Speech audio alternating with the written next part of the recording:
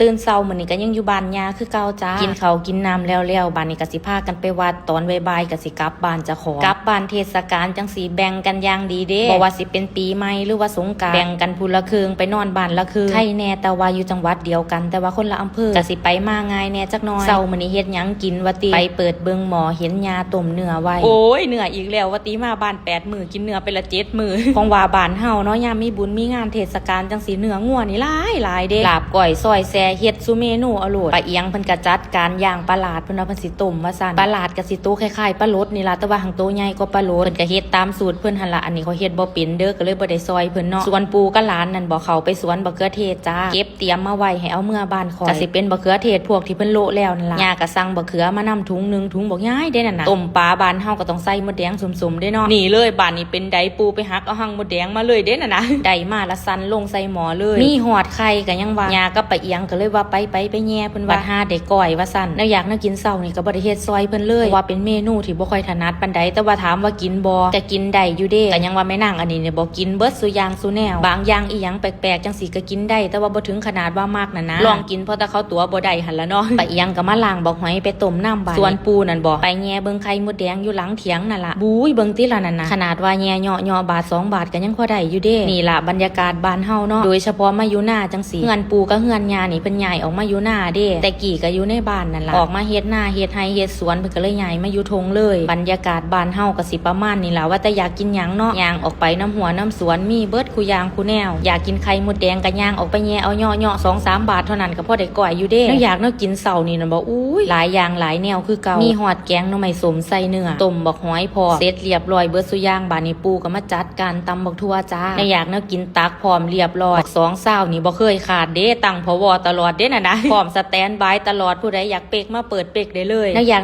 กินเช้านี่มีต้มบักหอยต้มปลาหลาดกับปลาบูแกงเนื้อใส่หน่อไม้สมแล้วก็สิมีต้มเนื้อตำบักทั่วจ้าแล้วอยากกินหลายคือเก่าหั่นล่ะกินข้าวกินน้ำก็กินกันหลายคนคือเก่ามีตาลุงป้าน้าอานั่นล่ะบอกเลยบ้านนี้บ่มีเหงายังว่ากินข้าวกินน้ำเช้านี้แล้วก่อนสิกลับบ้านน่าจะรวยก็สิไปวัดซะก่อนไปวัดโน่นคูนน้อยอยู่ศรีสะเกษแต่ว่าก็บ่ไกลเด้บ่ไกลจากบ้านย่าเพราะว่าบ้านย่านั่นอยู่ทางหน้ากระแสยับไปอีกหน่อยนึงก็เป็นศรีสะเกษละเด้นั่นน่ะวัดนี้มีหยังวัดตีเพิ่นจัดงานจ้าย่าว่าเพิ่นจัดงานมีให้จับเซียมซี่พอมีรางวัลใหญ่หลายเลยว่าซั่นลูกสาวก็ฮาวบ่คักเด้นั่นน่ะแต่งห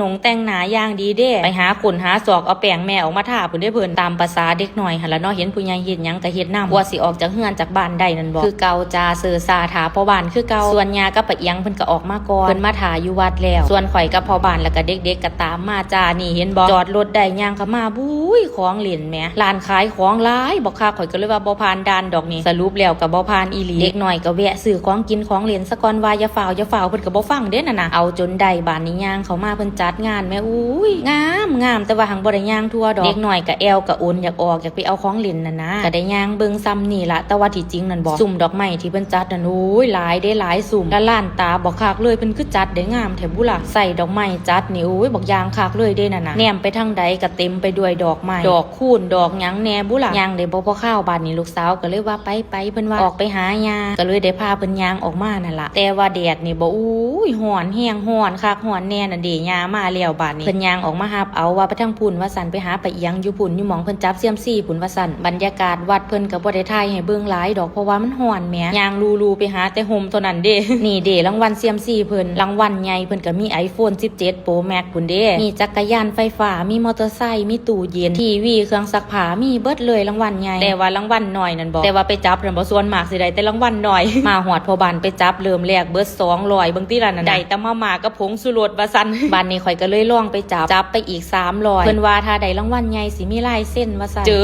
อลายเส้นใบนึงถ้าได้ลายเส้นเพิ่นให้ไปจับรางวัลใหญ่อีกรอบนึงไปจับรางวัลใหญ่ได้เงินมา500 บาทจ้าไปบ้านนี้เมื่อได้ของรางวัลพายเซ่เลยมีแต่สุรสกับมาม่าเนาะกลับบ้านจ้าเตรียมตัวกลับน่าจะรวยฝนตกห้ำทางพร้อมเด้น่ะนะ